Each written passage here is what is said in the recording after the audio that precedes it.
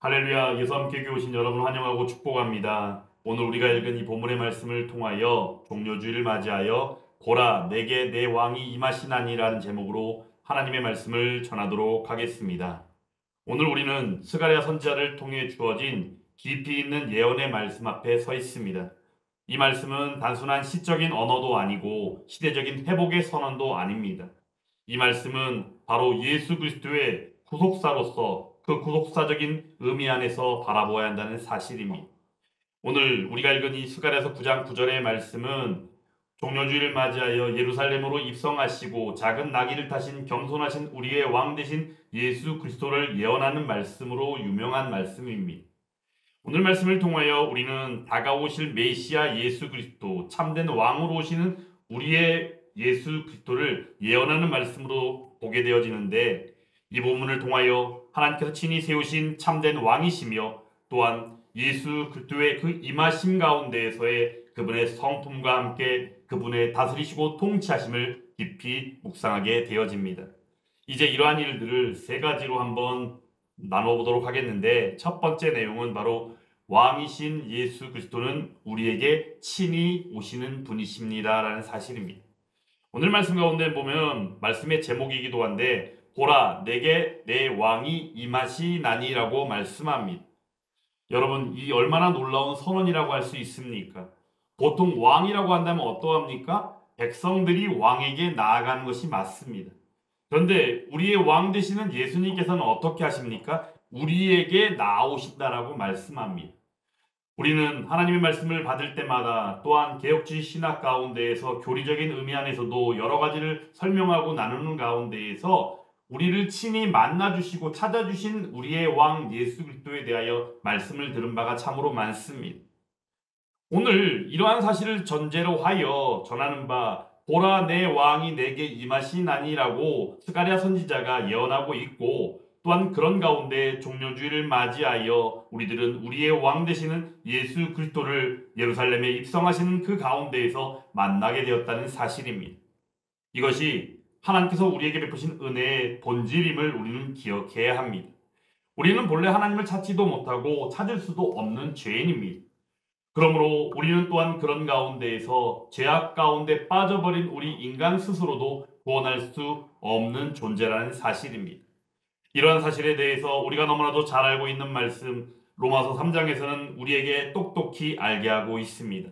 기록된 바 의인은 없나니 하나도 없으며 깨닫는 자도 없고 하나님을 찾는 자도 없고 다 치우쳐 함께 무익하게 되고 선을 행하는 자는 없나니 하나도 없도다라고 말씀하고 있습니다. 시대가 제 아무리 많이 바뀌고 제 아무리 문명이 발전하고 과학이 발전하고 기술이 발전하고 너무나도 상상하지 못한 편리의 시대를 살고 있다 할지라도 그러한 가운데 있는 전적 타락 가운데 있는 우리 인간들의 모습을 볼 때에 우리는 우리들 스스로 어느 것도 할 수 있지 못하는 존재임을 기억해야 한다는 사실입니다. 그런데도 불구하고 하나님께서는 우리들을 친히 찾아주셨다는 사실입니다. 예수 그리스도께서 우리에게 왕으로 임하신 것입니다. 이것이 바로 하나님의 주권적인 역사 가운데에서 우리에게 베푸신 은혜라는 사실입니다. 우리가 예수님을 믿게 된 것도 우리가 그분을 찾아서가 아님을 우리는 너무나도 잘 알고 있습니다. 그분이 먼저 우리에게 오셔서 또한 우리의 눈을 열고 마음을 여셨기 때문에 우리는 그분을 믿음으로 나아가게 됐다는 사실입니다. 그러므로 우리는 이 진리를 기억해야만 합니다. 복음은 하나님께서 찾아오시는 은혜입니다. 그분은 지금도 우리들에게 임하고 계십니다. 그러므로 구약의 말씀 곳곳에서 볼 때 선지자들이 친히 찾아가 하나님의 말씀을 전하였던 것을 우리는 기억해야 합니다. 구약의 백성들 가운데 하나님의 말씀 듣기를 원하고 하나님의 말씀 가운데 늘 있기를 사모했던 이들이 얼마나 됩니까? 구약의 역사를 통하여 볼 때 너무나도 많은 제약된 백성들의 모습을 볼 때마다 하나님께서는 친히 택하신 선지자들을 부르시고 그들에게 보내사 하나님의 말씀을 전하게 하셨고 그 가운데 그들이 깨달아 알아 나아가게 하셨다는 사실입니다. 이것이 바로 하나님께서 우리에게 베푸신 사랑이며 하나님께서 우리에게 기대하셨던 일이었다는 사실입니다. 또한 신약의 말씀을 통해서도 볼 때 공생애 가운데 예수님조차도 우리의 왕으로 오셔서 마찬가지로 하나님의 말씀을 전하시고 친히 하나님 되심으로 말미암아 우리들에게 그 모든 의미가 무엇이며 하나님이 원하시는 일들이 무엇인지를 친히 우리에게 보여주시고 알려주셨다는 사실을 우리는 기억해야 합니다. 또한 마찬가지로 사도들도 그러한 가르침 안에서 하나님의 이끄심 안에서 그러한 일들을 복음을 전파함을 통하여 나타내었음을 우리는 기억하고 있습니다. 사실 이러한 일들을 기억만 하는 것이 아니라 우리의 삶 가운데 늘 기억함 가운데 알아 믿음으로 나아가 신실한 믿음의 고백이 있고 하나님 기뻐하시는 삶을 살아가는 저와 여러분들이 되어야 한다는 사실입니다. 그러므로 오늘 말씀의 제목처럼 보라 내게 내 왕이 내게 임하시나니라는 이 말씀의 제목처럼 우리는 우리를 친히 찾아주시는 왕으로서 우리의 예수 그리스도를 맞이하고 나아가게 된다는 사실입니다. 그리고 두 번째로 왕이신 예수님은 공의와 구원을 베푸시는 분이라는 사실입니다. 오늘 말씀 가운데는 보면은 두 번째 대목에 그는 공의로우시며 구원을 베푸시며 라고 말씀하고 있습니다. 예수님은 우리가 흔히 알고 있는 유대인들이 그렇게 믿고자 수많은 이들이 바라볼 때 기적과 이적과 표적의 역사를 많이 보이시긴 했지만 그럼에도 불구하고 그 이후의 기독교 역사 가운데에 예수 그리스도의 신성과 이성을 부정하는 이들 가운데에서 생각하는 바 내용으로서 그냥 예수님은 하나님을 잘 믿는 모범적인 어떤 선생님과 같은 존재이다라는 사실로 고백한 바로 그러한 사람이 아니라는 사실입니다. 예수님은 바로 우리에게 공의로운 왕으로 오셨고 또한 동시에 구원을 베푸시는 왕으로 오셨다는 사실을 우리는 똑똑히 다시 한번 기억해야 합니다. 하나님의 공의는 바로 무엇입니까? 하나님의 공의를 생각하면 우리는 죄를 떠올려야 합니다. 죄의 문제는 인간이 해결할 수 없는 문제이지만 죄의 문제는 또한 반드시 해결받아야만 하는 문제입니다. 왜냐하면 죄로 말미암아 우리는 그 삭신 사망에 빠질 수밖에 없고 죄로 말미암은 사망에 들어갔을 때 그 사망은 영원한 죽음이요 멸망이라는 사실이기 때문입니다. 그러므로 우리는 이 죄의 문제를 그냥 덮을 수 없습니다. 왜냐하면 하나님께서는 이 죄를 가장 미워하시고 죄를 가장 거부하시며 죄를 멀리하시며 또한 이 죄를 그냥 덮으시는 분이 아니라 그 죄에 대한 반드시 상응하는 대가가 치러진다는 사실입니다. 그러므로 하나님께서는 이것을 하나님의 공의로서 요구하고 계시는 것입니다. 그러므로 시편 곳곳에서는 심판하시는 공의의 하나님을 찬양하고 있는 것이 여러 곳 나타납니다. 시편 9편 8절 말씀만 보더라도 공의로 세계를 심판하시며 정직으로 만민에게 판결을 내리시리로다 라고 말씀하고 있습니다. 시편 50편 6절에서도 하늘이 그의 공의를 선포하리니 하나님 그는 심판장이시미로다 라고 말씀합니다. 바로 심판자 되시는 우리의 하나님, 그런 가운데 오늘 스가랴 선지자는 예언하는 속에서 오시는 메시아를 우리의 공의로운 왕이시며 또한 그 가운데에서 심판자 되시는 우리의 하나님임을 말씀하고 있다는 사실입니다. 그러므로 시편 103편 6절에서는 여호와께서 공의로운 일을 행하시며 억압당하는 모든 자를 위하여 심판하시는 도다라고 말씀하고 있습니다.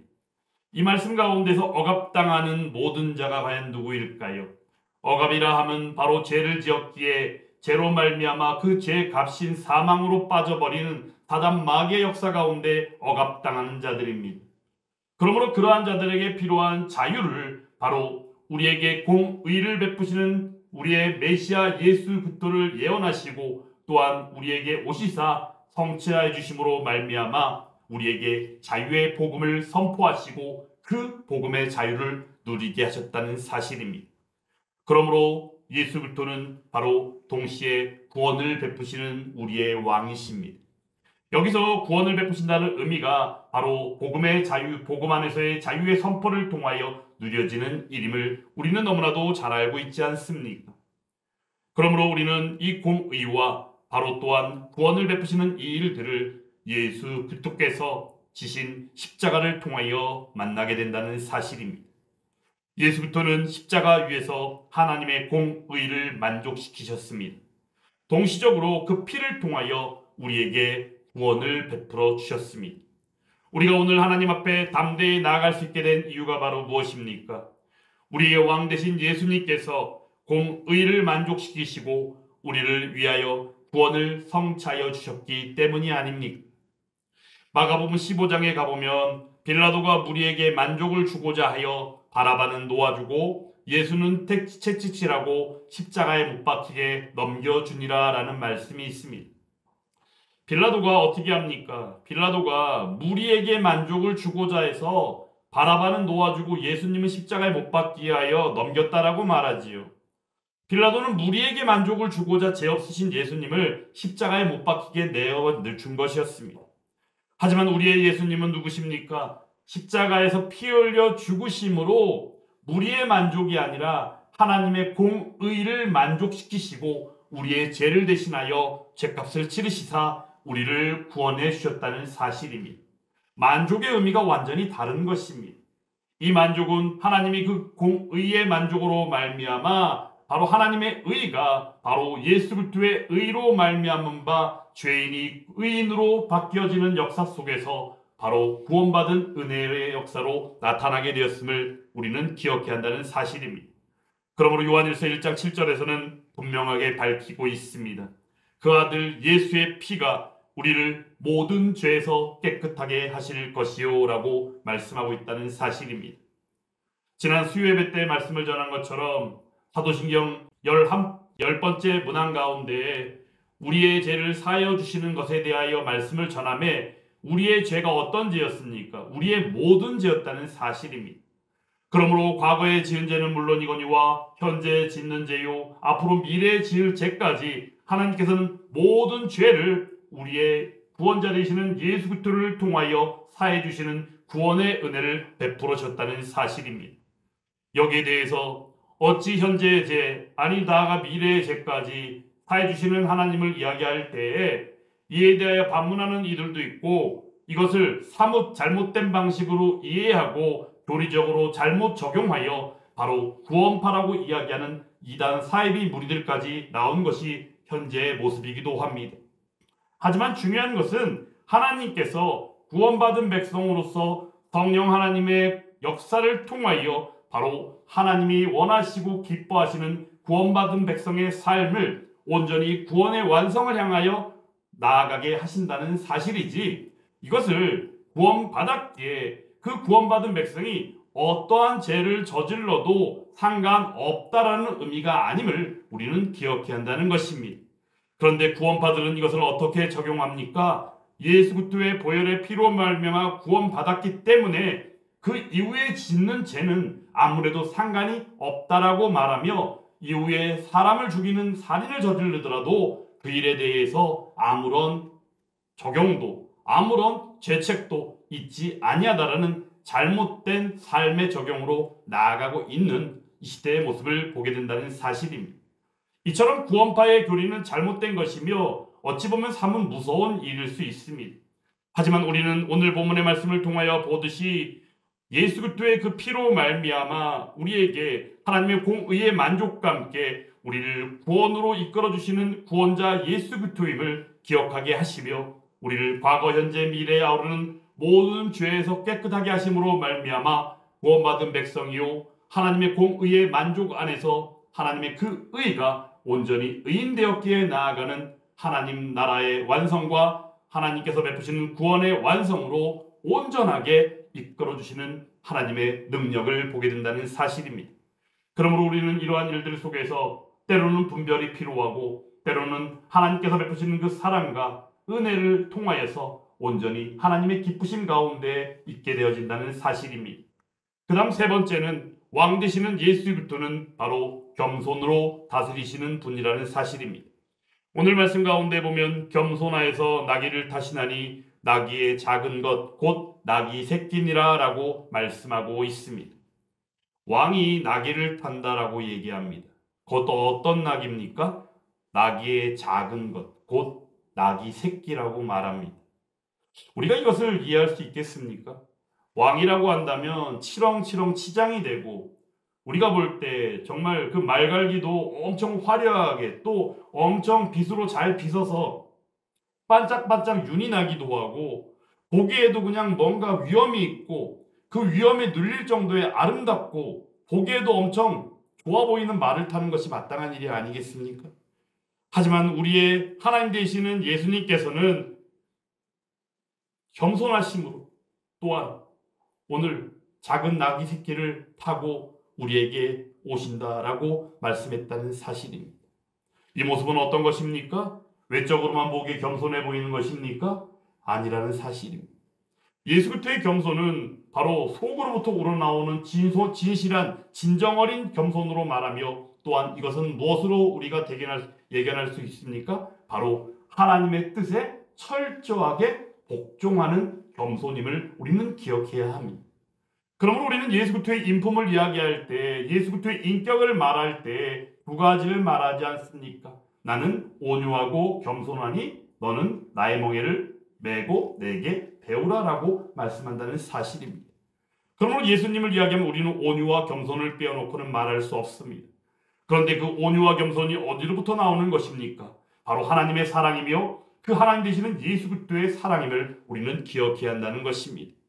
예수님은 스스로를 낮추시고 종의 형체를 가지시고 죽기까지 복종하심으로 더 나아가 오늘 종려주의를 맞이하여 바로 예루살렘의 왕으로 나오시고 선포하신 가운데 고난을 겪으시며 바로 십자가 죽음과 부활로 나가셨음을 우리는 기억하게 된다는 사실입니다.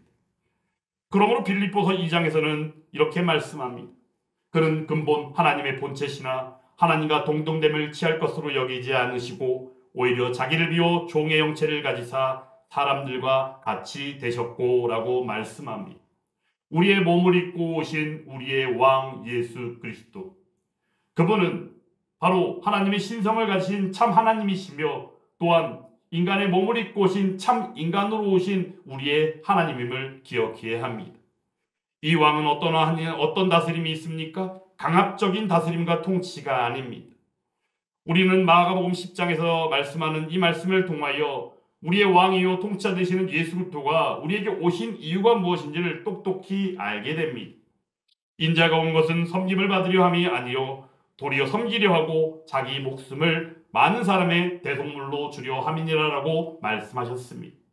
즉 우리의 죄를 없이하시고 우리의 죄를 사해 주시고 온전히 우리를 그 하나님께서 주신 바 그 사랑과 베푸신 그 복음의 자유 안에서 누리게 하심으로 오신 바로 우리의 하나님이었다는 사실입니다.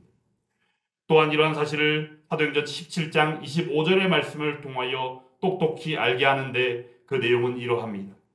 또 무엇이 부족한 것처럼 사람의 손으로 섬김을 받으시는 것이 아니니 이는 만민에게 생명과 호흡과 만물을 친히 주시는 이심이라 라고 말씀하고 있다는 사실입니다. 그러므로 예수 그리스도, 우리의 왕 되시는 예수 그리스도께서는 그분의 통치를 통하여 우리에게 섬기시며 또한 우리에게 희생하시며 또한 하나님의 사랑을 우리에게 몸소 보여주셨다는 사실입니다. 그러므로 우리가 따를 왕은 이렇게 우리를 위하여 자신을 내어주시는 왕이십니다. 우리를 강압적으로 다스리고 통치하고자 하는 어떤 누구가 아니라 온전히 자기 자신을 희생하고 내어주면서 통치하고 다스리는 왕이라는 사실입니다. 그러므로 우리는 오늘 이 말씀을 통하여 우리의 삶으로 온전히 적용하며 나아가야 합니다. 오늘 본문 스가랴 9장 9절의 말씀은 바로 예수 그리스도의 복음을 담고 있습니다. 그분은 바로 우리를 먼저 찾아오신 왕이십니다. 그분은 공의를 이루시고 구원을 베푸신 우리의 왕이십니다. 그리고 그분은 우리에게 겸손으로 다스리시는 왕이십니다. 이 왕을 우리는 어떻게 맞이하고 있습니까?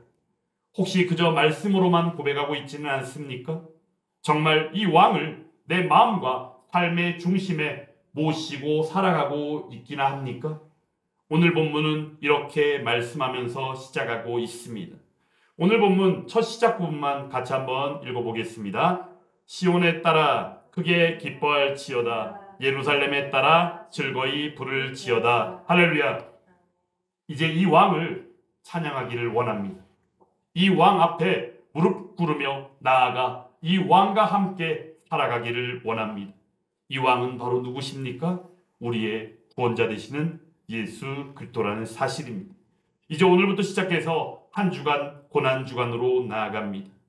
그리스도인이라면 예수님의 것이 다 우리의 것이라고 고백하지 않습니까?